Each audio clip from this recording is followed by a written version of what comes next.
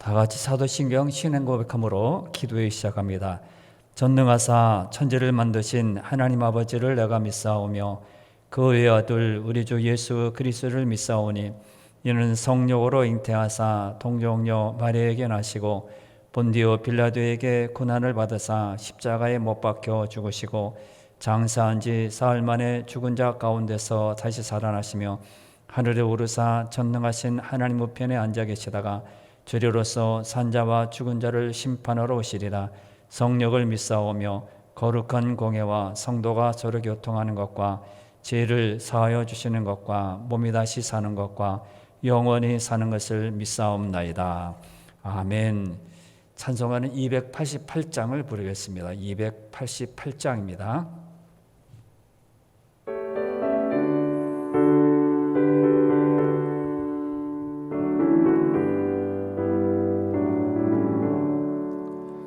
예수를 나의 구주 삼고 성령과 피로써 거듭나니 이 세상에서 내 영혼이 하늘의 영광 누리도다.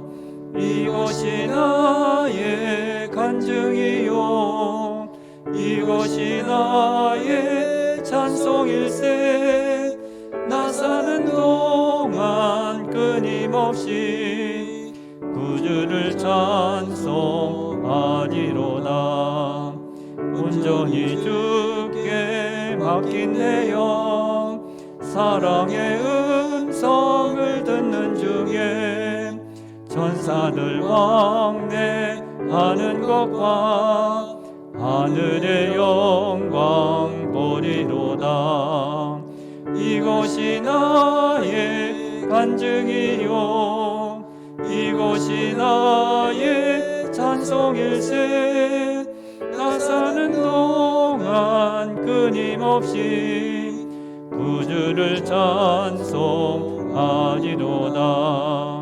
주 안에 기쁨 누림으로 마음의 풍랑이 잔잔하니 세상과 나는 간 곳 없고 구속한 주만 보이도다. 이것이 나의 간증이요 이것이 나의 찬송일세. 나 사는 동안 끊임없이 구주를 찬송하리로다. 아멘. 하나님 말씀은 잠언 12장 1절부터 5절까지 읽습니다.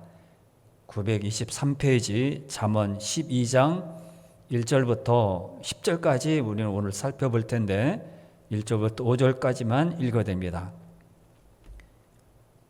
923페이지입니다. 잠언 12장 1절부터 5절까지 읽어야 됩니다.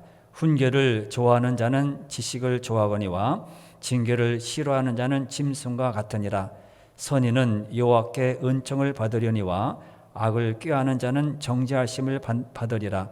사람이 악으로서 굳게 서지 못하거니와 의인의 뿌리는 움직이지 아니하느니라.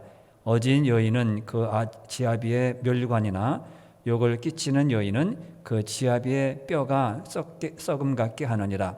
의인의 생각은 정직하여도 악인의 도모는 속임이니라. 아멘.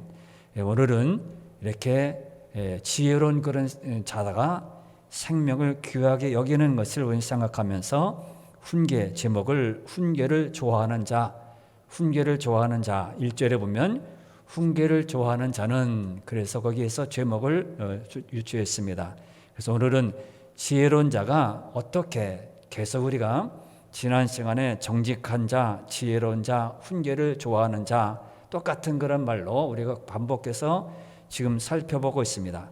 우리가 지혜로운 사람들은 생명을 귀하게 여기고 그것을 지키는 사람입니다. 사명을 가지고 살아가는 사람들은 모두가 지혜가 필요한데 하나님께서 이루라고 하신 모든 사명들을 우리가 아무렇게나 그냥 함부로 할 수가 없는 것이죠. 그래서 지혜가 꼭 필요합니다. 오늘 본문의 말씀에서 생명 이것도 귀하게 여기는 자가 훈계를 좋아하는 자고 정직한 자고 지혜로운 자입니다. 오늘은 이 지혜로운 자가 어떠한 마음을 갖고 있는지 한번 생각해 보면서 기도하려고 합니다. 첫째는 의인은 다른 사람을 세워준다는 겁니다. 다른 사람 깎아내리는 것이 아니라 다른 사람들을 세워줍니다. 잠언을 읽다 보면 계속 같은 내용들이 반복되는 것을 알 수 있습니다. 12장과 11장에도 마찬가지로 이렇게 내용이 비슷한 내용으로 이렇게 반복이 됩니다. 하나의 특징은 두 가지를 비교하는 것인데 서로 의인과 악인 그리고 정직한 자와 교만한 자 이렇게 대조적인 것으로 기록된 것이 많습니다. 각 구절마다 의인은 이렇게 번성하고 잘 되지만은 악인은 그렇지 않다, 넘어지고 이렇게 아무것도 없고 마지막에 망한다 이렇게 말씀했습니다. 오늘 본문 말씀에서도 의인의 11장에서 이어서 나오는 내용이 반복해서 나오고 있는데 우리는 주제를 통해서 의인과 선인 또 지혜자는 어떤 사람인가 계속해서 말씀을 통해서 우리가 알 수 있습니다. 자, 아까 1절부터 5절까지 읽었는데 2절부터 7절까지 다시 읽어드리면 반복해서 의인, 악인 이런 사람들이 등장하게 됩니다. 2절부터 7절까지 다시 읽어드립니다. 선인은 여호와께 은총을 받으려니와 악을 꾀하는 자는 정죄하심을 받으리라. 사람이 악으로서 굳게 서지 못하거니와 의인의 뿌리는 움직이지 아니하느니라. 어진 여인은 그 지아비의 멸류관이나 욕을 끼치는 여인은 그 지아비의 뼈가 썩음 같게 하느니라. 의인의 생각은 정직하여도 악인의 도모는 속임이니라. 악인의 말은 사람을 엿보아 피를 흘리자 하는 것이거니와 정직한 자의 입은 사람을 구원하느니라. 악인은 엎드러져서 소멸되려니와 의인의 집은 서 있으리라. 이렇게 말합니다. 여기 읽어드린 2절부터 7절 말씀에 보면 의인, 악인 반복해서 비교적으로 나타나 있습니다. 또 선인, 정직한 자, 어진 사람 이렇게 훈계를 즐겨 듣는 그런 사람들을 의인이라 그렇게 말을 하고 그렇지 않은 사람들을 악인이라 그런 말입니다. 그러므로 당연히 우리는 훈계를 즐겨 들어야 합니다. 1절에서 말씀하셨던 것처럼 훈계를 듣는 자는 지식을 좋아하지만은 훈계를 싫어하는 자는 짐승 같은 자가 된다 이렇게 말씀하고 있습니다. 하나님의 지혜의 말씀을 들으면 들을수록 지식이 쌓아져서 그렇게 똑똑한 사람 모든 일에 하나님의 기뻐하는 사람이 되지만은 그러나 악인들은 그렇지 않다는 겁니다. 그러므로 우리가 여기서 알 수 있는 것은 공부를 많이 해야 지식이 쌓이는 것이 아닙니다. 우리가 성경을 계속 읽다 보면 결론적으로 알 수 있는 것은 세상적으로 똑똑하고 많은 것을 알고 돈은 많은 사람이 최고다. 저 사람이 부러워야 될 것이다. 성경은 그렇게 말하지 않습니다. 계속 결론적으로 말씀드리는 것은 하나님 여호와를 알고 그 안에서 말씀대로 살고 또 그렇게 따라가는 사람이 지혜로운 사람이며 그런 사람들을 하나님께서 귀하게 여기시고 나중에 하나님께서 높이신다. 이렇게 결론을 내리고 있습니다. 공부를 많이 해야 똑똑하고 지혜로운 사람이 아니라는 겁니다. 돈을 많이 가지고 있어야 그 사람이 사람들의 존경받을 만한 사람이 아니라는 겁니다. 공부를 많이 한 사람 중에서도 앞길을 모르고 또 처신을 잘못해서 수치를 당하는 사람 사회에서 참 많이 보게 됩니다. 많은 것을 알기 때문에 그것으로 나쁜 일을 하고요. 불법을 저지르고요. 다른 사람, 모르는 사람들을 그렇게 무시하는 것입니다. 사회에 나간 그런 사람들 보면 되게 공부 많이 한 사람들이 많습니다. 그런데 사회가 밝지 않는 것은 사회가 이렇게 자꾸 나쁜 일 아니면 불법이 이렇게 성행하는 것은 공부만 했지 하나님의 훈계를 즐겨 듣지를 않기 때문에 뭐가 기준이고 뭐가 진리고 뭐가 훈계고 뭐가 내가 해야 될 일인지 모르기 때문에 자꾸 그리로 가게 됩니다. 악한 마음을 갖게 되고요. 그래도 악한 마음을 가져도 이거 괜찮구나. 한번 해봤더니 괜찮구나. 사람들이 속내 이렇게 해서 자꾸 가게 된다는 겁니다. 그러므로 온갖 비리, 부정 이런 것이 발생하는 것은 여호와의 훈계를 즐겨 듣지를 않기 때문입니다.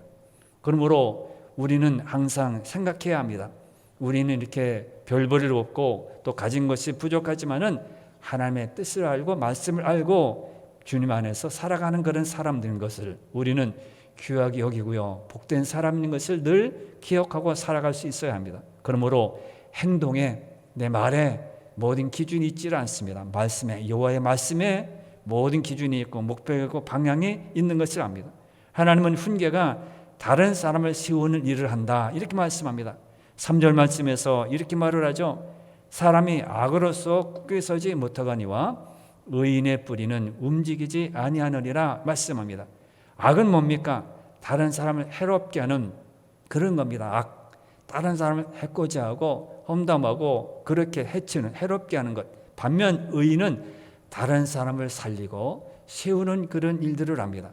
사람을 세우는 거예요. 자꾸 용기를 북돋주어서 그게 아니야, 괜찮아, 부족하고, 저 사람하고 비교해서 나는 또 떨어졌네, 나는 또 저 사람하고 비교해서 또 점수가 낮았구나. 그럴 때 용기를 주고 자꾸 세워져서, 아니야, 하나님이 사랑하는 사람이야, 주님이 우리를 돌보시고 지금까지 인도하신 분이야, 이렇게 용기를 주고 세워줍니다. 5절 말씀에서 읽어드린 5절 말씀에서 이렇게 기록하고 있습니다. 5절을 읽어드리면 의인의 생각은 정직하여도 악인의 도모는 속임이다. 악한 것은 그가 생각하고 방향으로 정해놓고 가는 것은 속인다는 겁니다. 의인의 생각은 다른 사람 앞에서 정직하기 때문에 다른 사람을 해치지 않습니다. 다른 사람을 해하지 않습니다. 하지만 악인은 항상 거짓을 말하려고 하고 숨기려 하고 자꾸 이렇게 감추려고 합니다. 그래서 어떻게 됩니까? 속임입니다. 그의 목적은, 그의 모든 목표들은 속이는 겁니다. 그러면서 우리가 잘 아는 대로 이렇게 8절 말씀에 보면 8절에서 또 이렇게 말들 합니다. 8절을 읽어드리면 이렇게 말씀합니다. 사람은 그 지혜대로 칭찬을 받으려니와 마음이 굽은 자는 멸시를 받으리라 말씀합니다. 지혜를 즐거워하는 자는 다른 사람을 유익하게 해서 칭찬을 받게 됩니다. 하지만 악인은 마음이 굽어서 다른 사람에게 해를 끼친다는 겁니다. 그래서 마음이 굽어 있기 때문에, 마음이 꼬부라져 있기 때문에 항상 뭐를 봐도 부정적이고, 뭘 말을 해도 에이 뭘 그 정도. 믿음 안의 성도 중에서도 그런 것을 가끔씩 보게 됩니다. 모든 사람들은 은혜로 얻고 참 좋았다, 행사를 마치고 돌아왔을 때는 많은 사람들이 참 너무너무 좋았다 그럴 때, 그러나 어떤 사람들은 그게 뭘 좋았어, 이렇게 나쁜 것도 있었는데 자꾸 나쁜 것을 말을 합니다. 오늘 9절에서 모두 의인은 다른 사람을 이롭게 하지만은 악인은 다른 사람에게 해를 끼친다고 분명히 말씀하고 있습니다. 그래서 6절 말씀이 그 말씀이 잘 드러나 있는데 가장 잘 드러나게 말씀한 것이 9절이 6절입니다. 6절을 읽어드리면 악인의 말은 사람을 엿보아 피를 흘리자 하는 것이거니와 정직한 자의 입은 사람을 구원하느니라 말합니다. 악인의 말은 어떻게 엿봐서 저 사람 어떻게 죽일까, 어떻게 하면 이렇게 사장시킬까, 어떻게 하면 눌러버릴까. 악인은 가만히 엿보다가 다른 사람에게 해를 끼친다는 거예요. 그러나 정직한 자는 사람을 구원하는 말, 사람을 세워주고 사람을 용기를 주고는 그런 일을 합니다. 즉 하나님의 지혜가 말하는 것은 다른 것이 아닙니다. 다른 사람의 생명을 귀하게 여기고 다른 사람을 살리는 것, 살리는 길을 찾아가는 것, 이것이 정직한 자의 하나님의 지혜입니다. 요즘은 경쟁 시대이기 때문에 그러다 보니까 다른 사람을 살리는 데 관심이 없습니다. 오히려 다른 사람이 넘어지기를 좋아하고 안 되는 것을 좋아하고 쓰러지는 것을 좋아합니다. 그리고 어떤 사람은 자신이 이기기 위해서 다른 사람이 넘어지는 것을 너무너무 좋아합니다. 이런 시대에 성도는 어떻게 살아가야 합니까? 훈계를 듣는 그런 것이 내 마음에 있어야 합니다. 그래서 이것을 지식으로 삼아야 합니다. 훈계를 잘 들어서 그것을 지식으로 삼아야 합니다. 세상은 경쟁으로 가더라도 성도는 다른 사람을 세워주는 일에 관심을 기울여야 합니다. 더구나 내가 서기 위해 다른 사람을 넘어지게 하는 것은 안 되는 겁니다. 다른 사람을 넘어뜨리면 자신이 서가는 사람은 결국 자신도 넘어지게 되고 나 또한 그 영향을 받게 됩니다. 그러므로 성경에서 에스더 5장과 6장 말씀에서 누가 나옵니까? 모르드게, 하만, 이런 에스더 이런 사람이 나옵니다. 중심 인물이 나옵니다. 하만이 어떻게 합니까? 모르드게를 유대인의 모르드게를 죽이기 위해서, 넘어뜨리기 위해서 계획을 세웁니다. 완벽했습니다. 왕한테도 인정을 받았죠. 그리고 자기 마당에다가 높은 장대를 세웠습니다. 왕이 명령만 내리면 이제 다 죽이는 겁니다. 하만의 계획대로 모르드게는 꼼짝없이 죽을 위치에 있었습니다. 그런데 하필 그 밤중에 왕이 너무 심심해서 환관에게 시켜서 왕의 실록을 읽게 했습니다. 그런데 왕조실록 내용 중에 내시 2명이 왕을 암살하다는 것을 모르드게가 알게 한 내용을 읽게 됩니다. 암살을 하려고 하는데 모르드게가 알아서 그것을 막았습니다. 왕은 이런 훌륭한 일을 한 모르드게에게 어떤 상을 주었는지 알아보니까 아무런 상도 주지 않았습니다. 그래서 하만에게 훌륭한 공을 세운 사람에게 어떻게 해주면 좋겠느냐 묻게 됩니다. 하만은 왕이 나에게 이 상을 주려고 하는구나, 자기에게 상을 주려고 한 줄 알고, 그래요? 그럼 왕이 자신을 가리켜 말한 줄 알고 왕의 왕처럼 머리에 면류관을 씌우고 존귀케 만들어 줘야 합니다. 그렇게 말합니다. 왕은 그의 말대로 모르드게 하만에게 줄 줄 알았는데 모르드게에게 머리에 면류관을 씌워주고 존귀하게 했습니다. 그리고 이런 모르드게를 하만이 죽이려 했다는 것을 알고 하만이 세운 장대에 하만을 달아 죽이게 됩니다. 여기서 우리는 왜 그날 밤에 왕이 심심해서 실록을 읽었을까? 왜 왕이 심심한데 다른 것을 하지 않고 왕조실록을 읽었을까? 이게 하나님의 개입입니다. 하나님은 우리의 역사 속에서 당신의 손으로 역사를 이루어 가십니다. 우리가 겉으로 볼 때는 악인이 승리하는 것 같아요. 악인이 잘 되는 것 같아요. 그러나 그렇지 않습니다. 조금만 더 멀리 보면 다른 사람의 생명을 살리는 의인이 승리하고, 정직한 자가 승리하고, 지혜로운 자가 승리하고요, 믿음을 갖고 있는 자가 승리합니다. 우리는 이런 믿음을 가지고 살아가야 합니다. 생명은 중요한 겁니다. 그러므로 다른 사람의 생명을 살리는 일, 세워지는 그런 일을 우리가 해야 합니다.